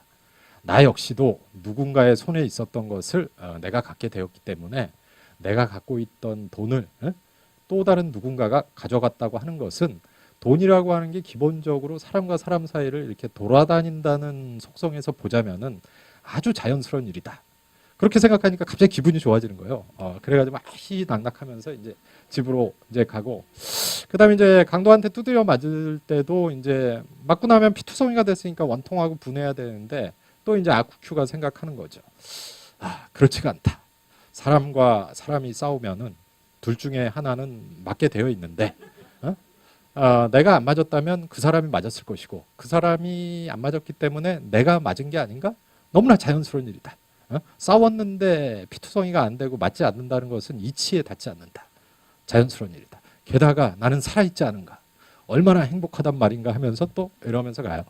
그러니까 뭐냐면은 이제 이런 류의 이제 그 어떤 사고 방식인데 이걸 갖다가 이제 어떻게 보면은 되게 바보스러운 자기 기만일 수도 있고요. 바보스러운 그 어떻게 보면 자기 합리화일 수도 있는데 그래서 보통 이제 그 중국 소설이나 중국 영화나 혹은 중국의 그 대중들 사이에서 나타나는 어떻게 보면 설명할 수 없는 우스꽝스러우면서도 비극적이면서도 그럼에도 불구하고 또 끈질긴 생명력을 가지고 있는 사람들을 일컬어서 이 아큐라 그러거든요. 아큐형 인물이라 그러는데 그래서 이제 노신은 뭐 이렇게 생각한 거죠. 중국인들은 근본적으로 아큐적 속성을 갖고 있기 때문에 저것을 극복하지 않으면 중국의 미래는 없다. 이렇게 생각한 거예요. 저런 류의 자기 기만을 극복하지 않으면은 저런 식의 실제로는 패배했는데 마음속으로 위로하면서 그렇지 않아. 나는 승리한 거야. 산 것만 해도 어디야. 돈이라고 하는 거 원래 돌고 도는 거 아니야?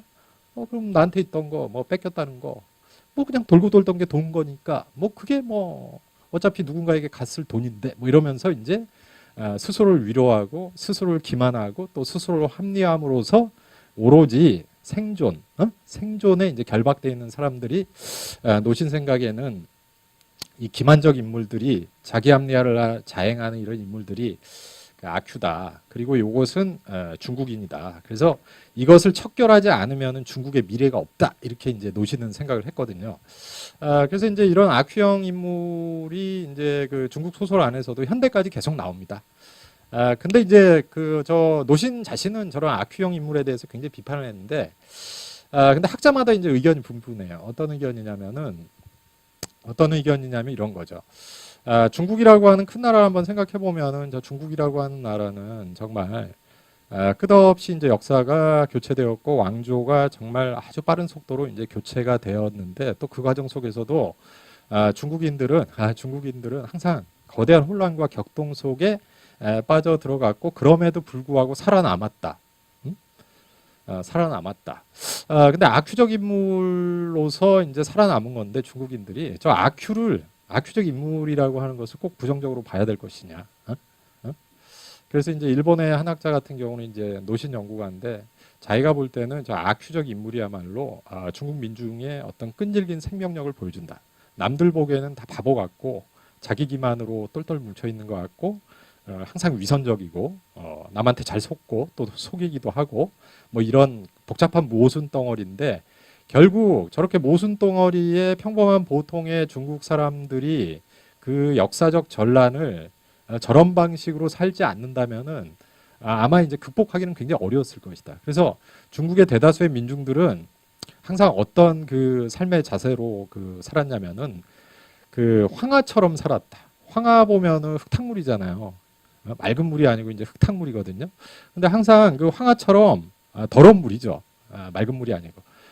그러나 저 황하라고 하는 저 물은 그침없이 황하가 흐를 동안 뭐 중국에 온갖 뭐 난리가 나고 여러 나라들이 연고성세를 연고성세를 거듭해도 중국 민중들은 저렇게 도도하게 흐르는 흙탕물 황하처럼 그 끈질긴 생명력을 결코 포기하지 않았고 그래서 오늘의 그 중국이 그 가능해진 거 아니냐 그런 점에서 보면은 아큐라고 하는 인물은 뭐 노신이나 또 아큐를 척결해야 된다는 사람들 입장에서 보면은 저게 자기 기만이다 합리화다 그러지만은 또 다른 입장에서 보면은 오히려 아큐적 인물이야말로 날 것 그대로의 어떻게 보면은 민중적 삶의 방식을 가장 이제 잘 보여주고 또 끈질긴 생명력 끝없이 배신당하지만은 그 배신 속에서도 항상 그게 이제 어떤 뭐 지식인이나 권력자 입장에서는 오도된 것으로 보일 수 있지만은 저 아큐야말로 강한 생명력을 보여주고 있는 정말 이제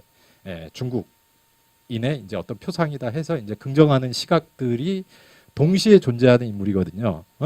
근데 저는 어떤 입장이냐면은 후자 쪽에 좀 가까요. 그러니까 우리가 생각하는 뭐 사람 살이나 또 우리가 생각하는 뭐 민중적 삶, 뭐 대중적 삶이라고 하는 거는 정말 온갖 형태의 이제 모순으로 가득 차 있는데 그럼에도 불구하고 또 그 다음에 이제 설명할 수 없는, 형언할 수 없는 뭐 여러 그 형태의 고통들이 또 배신감 뭐 등등 해서 작은 고통, 큰 고통이 다가오는데 그러면은 냉정하게 그 고통에 순응하는 게 낫냐 아니면은 그 아큐적인 방식이라도 어쨌든 살아내려고 분투하는 게 낫냐 하면은 제 생각에는 이 모순 덩어리의 아큐처럼이라도 분투하면서 살아남는 게 혹은 살아남으려고 노력하는 게 오히려 그 인간다움에 훨씬 더 부합하는 게 아닐까. 그러니까 아주 미끈하게 명백한 어떤 성격을 가지고 아주 그 투철한 신념 속에서 모순과 어떻게 보면 이제 투쟁에서 승리하거나 패배하는 그런 숭고한 영웅형의 인물도 있는 반면에 세상에는 그야말로 이제 들풀처럼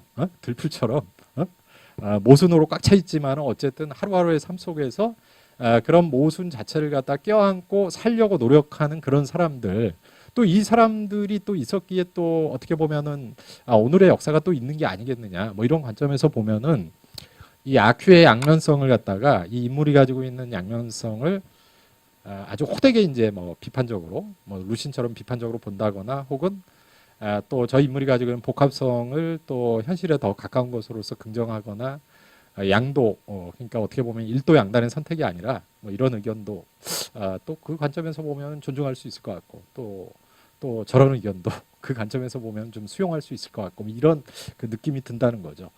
그다음에 정신승리법이라고 하는 것도 이제 그런 건데요. 비판하는 거는 굉장히 좀 쉬운 것 같아요. 쉽게 비판할 수 있을 것 같습니다. 정신승리법 같은 경우도 갑작스럽게 이제 뭐 견딜 수 없는 고통이 나에게 다가왔다. 그럼 처음에는 이제 뭐 인정하고 싶지 않죠. 이게 왜 내가 감당해야 되는지 인정하고 싶지 않은데 객관적으로 그럴 수밖에 없다. 그렇게 느껴졌을 때 그러면은 그 고통의 조건을 이제 직시하고 더 고통스럽게 거기서 이제 어떻게 보면은 고통에 그 매몰될 거냐 아니면은 좀 바보스러운 방법이긴 한데 고통을 좀 상대화해서 그로부터 이제 빠져나갈 궁리를 할 거냐 가령 이제 아큐식으로 해가지고 뭐 도박까지는 아니고 어느 날 로또에 당첨이 됐는데 당첨금을 갖다가 이제 사기를 당했어요. 그러면은 상해당했다는 사실에 대해서 절망하면서 몸부림을 칠 거냐? 아니면은 방법적으로 뭐 아큐처럼 극단적으로 할 수는 없는데 돈이라고 하는 것은 원래 있다가 없다가 또 사람과 사람 사이를 이동해 가는 것이다. 이런 마음가짐으로 어쨌든 살려고 노력하는 거냐? 근데 아큐적 방식이 이제 타당할 때도 있고 타당하지 않을 때도 있거든요. 그래서 한 인물에 대해서 이렇게 어떻게 보면은 이제 일방적으로 평가하기는 어려울 정도의 좀 복합성을 가지고 있는 인물인데요. 이런 그 소설들이 뭐 한국에서도 많이 읽히고 중국에서도 이제 많이 읽히는데, 제가 오늘 그 마지막으로 이제 사실은 제가 읽으면서 감동을 받은 소설은 아주 짧은 고향이라고 하는 단편 소설이거든요. 고향, 짧은 소설인데, 그러니까 한국에 이게 뭐 이육사 선생에 의해서 한국에 처음 번역된 소설인데, 그러니까 노신 소설 가운데는 가장 그 한국에 먼저 이제 번역됐던 소설이거든요. 근데 이 소설에서는 어떤 걸 얘기하냐면 이제 희망에 대해서 얘기하고 있는 부분이 있는데, 이 부분이 이제 굉장히 인상적입니다. 소설의 주인공은 이제 40대 남성이에요. 40대 남성. 근데 이제 고향을 떠났다가 20년 만에 이제 고향으로 귀환하는 인물로 돼 있고요. 근데 아마 그 고향을 20대 때 이제 떠나가지고 40대가 되어서 이제 도시에서 거주하고 있는데, 상황을 보면은 아마 이제 청혼의 큰 꿈을 안고 이제 아마 대도시로 이제 나갔던 것 같습니다. 근데 대도시에서 학업을 마치고 뭐 사업을 하고 여러 가지를 했지만은 결국은 안정된 삶의 발판을 이루지 못한, 더 냉정하게 얘기하면은 이제 실패한 어떤 인물로서 이제 제시되고 있어요. 결혼도 아직 하지 않았고 혼자 사는데 이제 가게 살림살이라고 하는 것도 이제 아주 단칸방 정도 수준에서 이제 살아가고 있고, 그러니까 중년이 돼서 이제 어떻게 보면은 굉장히 이제 영락한 삶이랄지 뭐 이런 삶을 살아가고 있는 사람인데, 소설의 소재는 뭐냐면은 40대가 되었는데 20년 만에 자기가 떠나온 고향으로 돌아가는 그 모티프로 구성이 되어 있고요.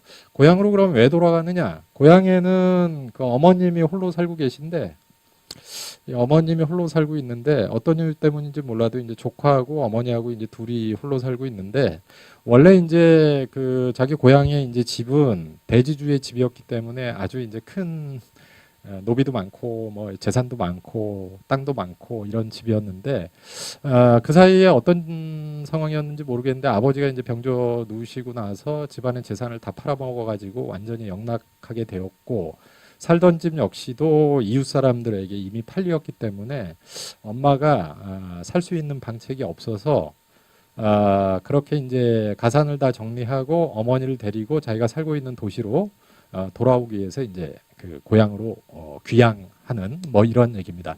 그러니까 뭐냐면은 자기 본가도 완전히 이제 영락을 했고, 자기 역시도 사실은 좀 성공을 해서 어머니를 모시고 온다면은 마음이 그런 대로 이제 위안이 될 텐데, 자기도 이제 실패했고, 그러나 이제 절대적으로 살기 위해서는 결국은 이제 어머니를 모시고 와야 되는데, 어떤 부끄러움, 착잡함, 분노 뭐 이런 게 뒤섞여 가지고 20년 만에 이제 고향으로 이제 찾아가요.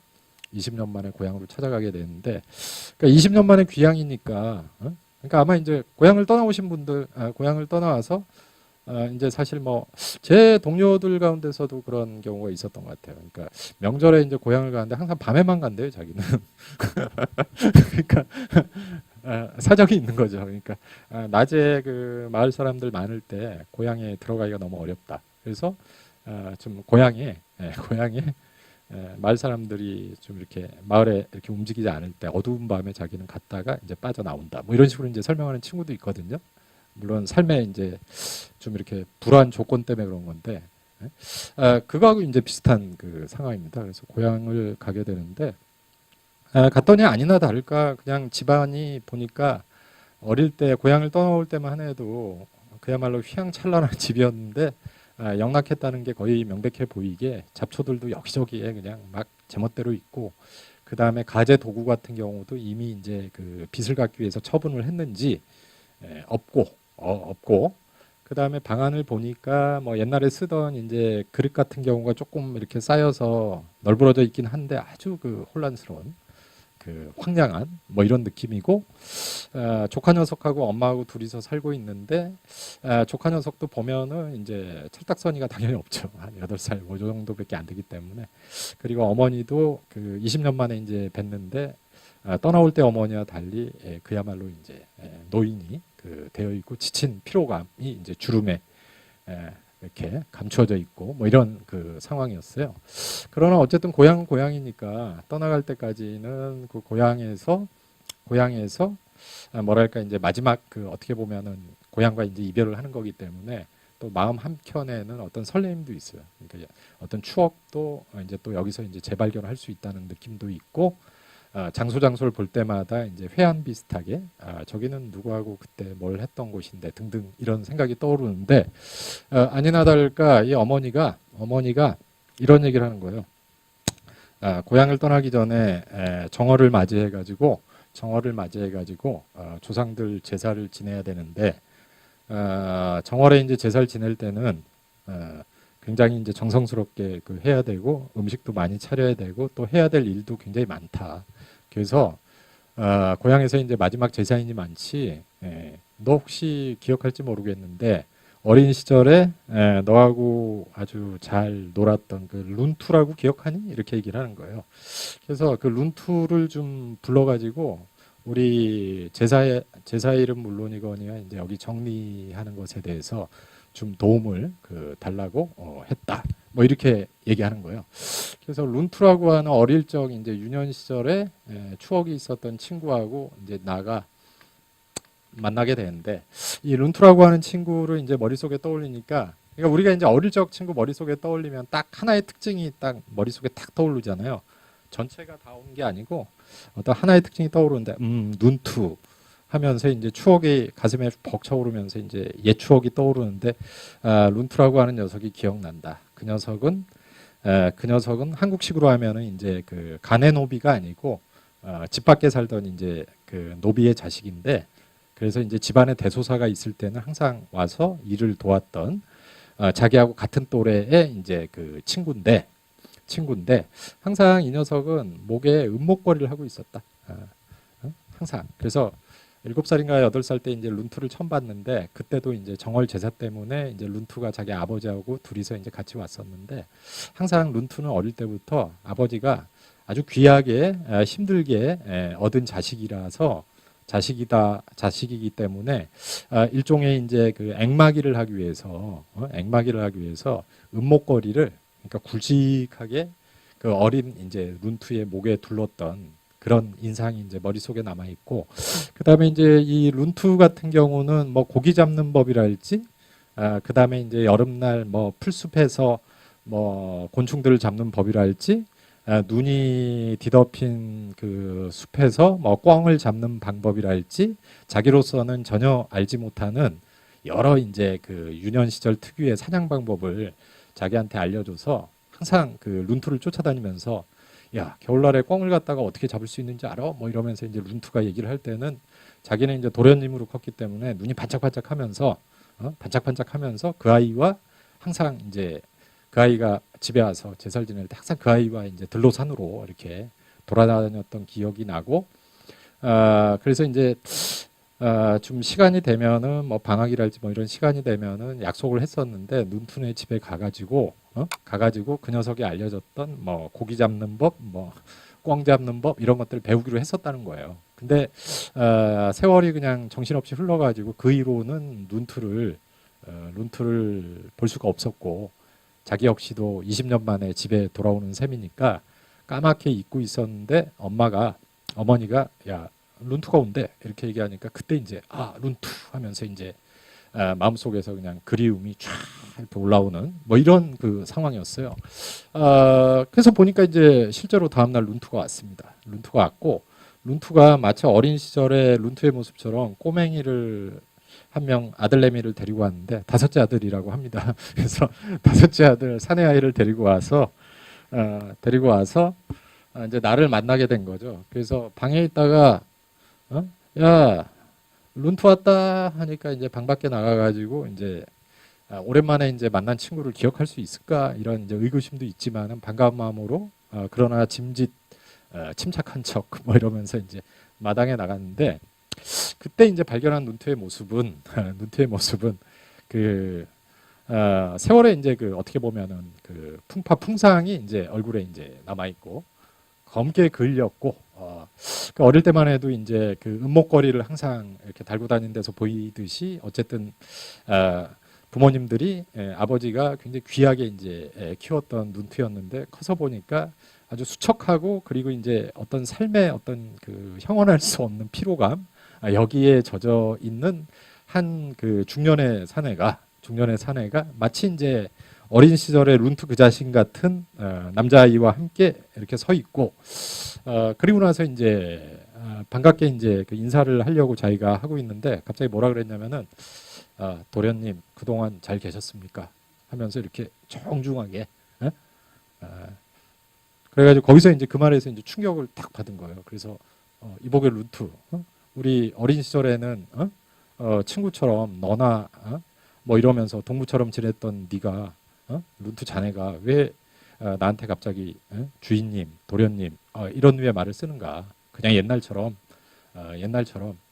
그냥 야 신아 뭐 이렇게 부르면 되지 않겠니? 뭐 이렇게 했더니 이제 아주 그 뭡니까 곤란한 표정으로 도련님, 주인님 그것이야 제가 워낙 어렸을 때이고 그다음에 세상이 무엇인지에 대해서 알 수 없는 철없는 때였으니까 그럴 수 있었는데 이제 40이나 돼서 다 크고 난 지금의 생각을 해보면은 그럴 수는 없는 거죠. 주인님은 주인님이시죠. 이러면서 이제 좀 변화된 모습을 이렇게 보이니까 거기서 이제 뭐 겉으로 표현하지 못하는데 마음속으로는 이제 아주 그 가벼운 충격. 시간이 그만큼 흘렀고 이제 루트와 나 사이의 그 유년 시절의 추억은 이제 회복할 수 없는 건가? 나는 실패해서 고향에 돌아왔고 루트 역시도 저렇게 그동안 이제 지나간 삶의 어떤 피로 때문에 저렇게 지쳐 보이는데 과연 삶은 무엇이었는가 이런 이제 회한에 이렇게 서서히 이제 빠져들어가는데 다행스러운 것은 이제 자식이 이제 있으니까 루트 자식이 갑자기 어머 이건 뭐야 하면서 이제 자기 조카 그러니까 어머니가 이제 같이 키우고 있었던 조카 녀석하고 야 우리 밖에 나가가지고 뭐 메뚜기나 잡자 하고 둘이서 이제 까르르 하면서 이제 뛰어나가는 모습을 보니까 유년 시절에 나하고 그 룬투가 놀던 모습하고 너무나 똑같구나 이러면서 이제 위로를 그 느끼는 거죠. 그래서 이제 집안에 이제 제사 준비도 하고 뭐 이렇게 또 처분할 건 처분하고 이런 와중이었는데 뭐 옆집 아줌마도 이제 찾아오는 거예요. 옆집 아줌마가 찾아와가지고 이제 집안을 쓱 이렇게 둘러보더니 이제 어머니한테 하는 말이 뭐냐면은 마님 저기는 저거는 마님이 그 쓰실 거 아니시죠? 제가 좀 가져가도 될까요? 어차피 버리실 건데 이사도 간다고 하시고 하면서 이제 아줌마들이 와가지고 동네 마을 사람들이 와서 집안에 있는 그 쓸만한 물건들은 다 갖고 가는 거예요. 근데 이제 모친이나 자기나 뭐 어차피 도시로 간다고 해도 그 도시에서 자기가 기거하고 있는 집이 소박하기 짝이 없기 때문에 필요 없는 것들이다. 그래서 제사 지낼 제기들 정도만 남겨두고 이제 그냥 다 줘버립니다. 뭐 주면서도 이제 뭐 씁쓸한 여러 가지 이제 느낌이 들겠죠. 왜냐하면 몰락한 집안의 장남으로서의 어떤 비애감이 얼마나 크겠습니까? 그다음에 어머니 역시도 마찬가지죠. 저 옆집 사람이 마님이라고는 하지만은 호칭은 마님이라고 부르긴 하지만은 사실은 몰락해서 어떻게 보면 쫓기듯이 달아나는 그런 심정으로 있는 자기에 대해서 바라보는 그 눈빛이 어떻다는 것은 또 알고 있기 때문에 그런 이제 야릇한 묘한 그 슬픔 속에서 이제 하루하루를 보내고 있는데 그때 이제 나가 이제 룬투한테도 이제 이야기를 하죠. 이복의 룬투. 어차피 뭐 우리 집안에 얼마 남진 않았지만은 다 처분을 해야 되는데 자네 필요한 거 없나? 뭐 필요한 게 있으면은 저기 있는 뭐 것들 중에서 이제 가져가도 좋다고. 그랬더니 이제 룬투가 굉장히 조심스럽게 이제 얘기를 하는 거죠. 도련님 사실은 저도 제사를 지내야 되는데 항상 집에 그 촛대하고 제기가 없어가지고 제사를 정말 형식대로 제대로 지내질 못해서 그 조상님한테 항상 죄송한 느낌을 갖고 있었는데요. 저 촛대하고 좀 그릇 그 다음에 저기 보니까 탁자 식탁으로 쓸 수 있는 탁자하고 의자가 있는데 뭐 저거는 제가 가져가도 될까요? 이렇게 이제 얘기를 하는 거예요. 물론이지. 가져가. 어차피 우리는 그 필요 없는 거거든. 잘 됐네. 저 촛대하고 제기 저런 거 어차피 다 처분을 했어야 되는데 룬투 자네가 가져간다고 하니까 얼마나 마음이 그래도 위로가 되는지 몰라. 이렇게 얘기를 하면서도 또 한편에서 보면은 이런 생각을 하는 거예요. 어떤 생각을 하냐면은 룬트는 왜 그 많고 많은 것 중에 하필이면은 제기, 촛대 뭐 이런 것들을 선택한 걸까? 그렇다고 한다면은 뭐 룬트는 여전히 그런 미신적인 여전히 미신적인 조상 숭배 등등 여전히 이제 빠져 있다는 것이고, 룬투의 삶이라고 하는 것은 결국은 저런 질곡들, 그러니까 어떻게 보면 봉건제 질곡 속에서 룬투는 계속 저렇게 고통스럽게 살아갈 것 같고, 그 다음에 나하고 똑같은 나이인데 자식이 6명이나 있는데 농사 소작을 지어서 참 그 먹고 살아간다는 걸 생각을 해보면은 정말 그 사람의 삶이 뭔지 정말 고통스럽구나, 이런 이제 안쓰러움도 느끼고, 또 한편으로부터는 그 야릇한 반발감도 느끼는 거죠. 자기도 제사 지내면서 근데 이제 자기는 이제 어머니가 제사를 지내야 된다 이렇게 하니까 하는 거고, 그리고 나서 이제 시간이 흘러가지고 드디어 이제 어머니를 모시고 떠나기로 이제 한 날이 다가왔습니다. 근데 마지막 날 떠나기로 한 날에 다른 식구들, 뭐 다른 이제 마을 사람들은 뭐 쳐다보지도 않는데, 그래서 쳐다보지도 않는데 눈투가 이제 자기 아들하고 이제 눈투 플러스 이제 눈투가 이제 아들하고 와 있고 이제 마지막 인사를 하는 거죠. 그래서 그래, 우리가 언제 볼지 모르겠지만은 언젠가 또 만날 수 있겠지, 만나게 된다면은 하고 이제 헤어지고, 그 다음에 자기는 이제 어머니, 그 다음에 나, 그 다음에 조카 녀석 셋이서 이제 배를 타고 이제 항구를 선착장을 떠나가지고 이제 결국은 이제 자기 자신 살고 있는 이제 그 궁벽한, 뭐 오늘식으로 하면 이제 도시의 자취방 정도 될래나, 거기로 이제 떠나가는데, 처음에는 이제 막 이렇게 인사를 하죠. 도련님 하고 뭐 이렇게. 그다음에 이제 이 꼬맹이는 눈투 아들은 조카한테 야 여름 되면 또 놀러 와 뭐 이러면서 자기네들끼리 떠들고 있고, 그때 이제 서서히 이제 그 하나의 점처럼 이 사람들이 이제 멀어지는 순간 갑작스럽게 이제 온몸에 힘이 쭉 빠지고, 그래서 배 바닥에 엄마나 나나 이렇게 들어 누워가지고 멍하니 그 하늘을 쳐다보면서 소설이 끝나는데, 그 멍하니 그 쳐다볼 때 배 바닥에 들어 누웠다, 이 장면이 사실 다 이렇게 느낌이 오죠. 그 친구하고 헤어져서 이제 삶의 그 완벽한 이제 무력감, 그리고 뭔가 어쨌든 매듭을 지었다, 뭐 이런 안도감, 뭐 이런 것들이 복합 감정으로 섞여서 온몸에 힘이 축 빠져가지고 배바닥에 이렇게 누워가지고 하늘을 쳐다보면서 어떤 생각을 하냐면은 희망에 대해서 생각을 합니다. 희망. 그러니까 역설적인 거죠.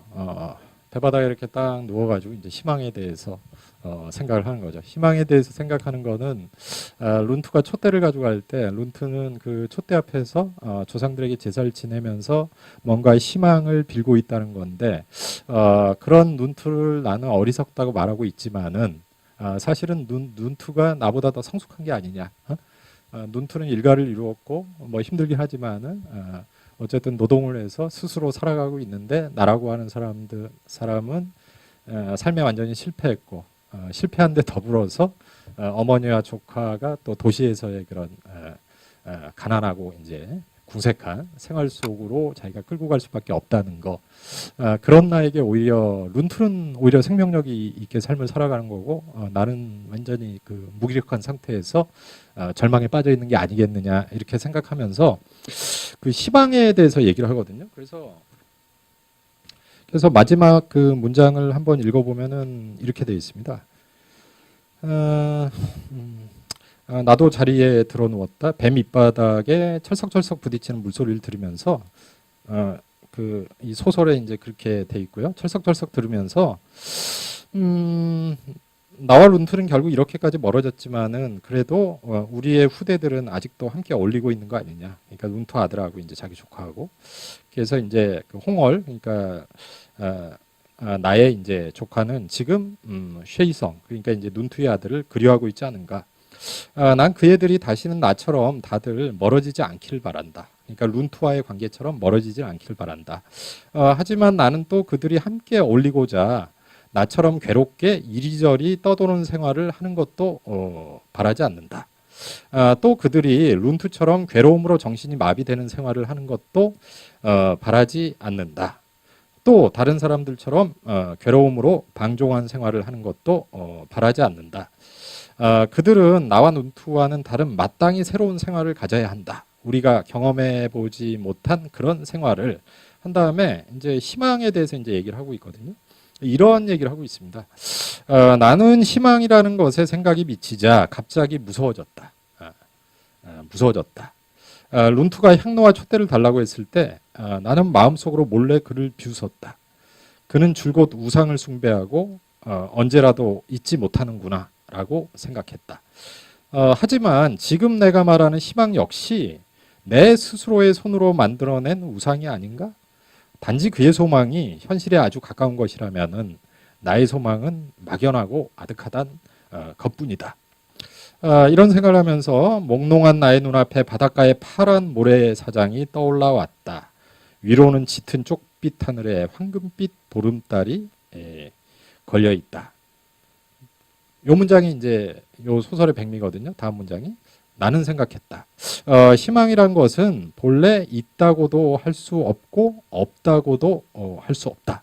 그러니까 여기서 보면은 희망이 있느냐 없느냐 이런 질문을 스스로 던지는데 희망이라고 하는 것은 본래 있다고도 할 수 없고 없다고도 할 수 없다. 그것은 마치 땅 위의 길과 같은 것이다. 사실 땅 위에는 본래 길이 없었다. 걸어가는 사람이 많아지면서 곧 길이 된 것이다. 이러면서 이제 소설이 딱 끝나거든요. 근데 여기서 이제 희망에 대해서 이제 답변하는 방법이 사실 굉장히 인상적이라는 거죠. 거짓 선지자처럼 희망 있어요. 이렇게 얘기하는 게 아니고, 그리고 이제 현실을 직시한다는 투로 현실은 절망적이에요. 아무 희망 없어요. 이런 양극단이 있는데, 그러면 이제 보통 절망에 빠진 사람이 묻잖아요. 희망이 있는 겁니까? 우리에게, 혹은 나에게, 혹은 희망이 없는 건가요? 명백한 답변을 요구하잖아요. 근데 이제 이 소설의 화자는 희망이라고 하는 것은 있다고도 할 수 없고 없다고도 할 수 없다. 사실은 이게 어떻게 보면 이런 결정 불가능성이라고 해야 되나? 희망이라고 하는 것은 있다고도 할 수 없고 없다고도 할 수 없다. 근데 사실은 이게 굉장히 정직한 거죠. 어떤 선택의 순간에서 이런 선택을 했을 때 과연 희망이 있는 걸까요? 했을 때 글쎄 희망이라고 하는 것은 뭐 있다고도 할 수 없고 없다고도 할 수 없는 것이지. 그러나 분명한 건 있다. 뭡니까? 했더니 희망이라고 하는 것은 마치 지상의 길과 땅 위의 길과 비슷한 건데 지구를 한번 생각해봐. 땅 위에 우리 그 산에 가면은 숲속에 막 오솔길이 있잖아요. 근데 처음부터 그런 숲속에 오솔길이 있었던 게 아니고 소래산 이렇게 올라갈 때 보면 길이 막 있지 않습니까? 그럼 소래산에 원래 그런 길이 있었던 게 아니고 원래는 길이 없었는데 사람들이 걸어 다니기 시작하자 길이 생겨났다. 그러니까 처음에는 그러니까 희망이라고 하는 것 역시도 이제 마찬가지인데요. 루시인 생각할 때는 지금 우리 중국인에게 희망이 있나요? 있습니까, 선생님? 그럴 때 이제 소설로 답변을 하는 거죠. 희망이라고 하는 것은 있다고도 할 수 없고, 그러니까 여기에서 이제 명백하게 있다고도 할 수 없고, 또 그렇다고 해서 명백하게 없다고도 할 수 없다.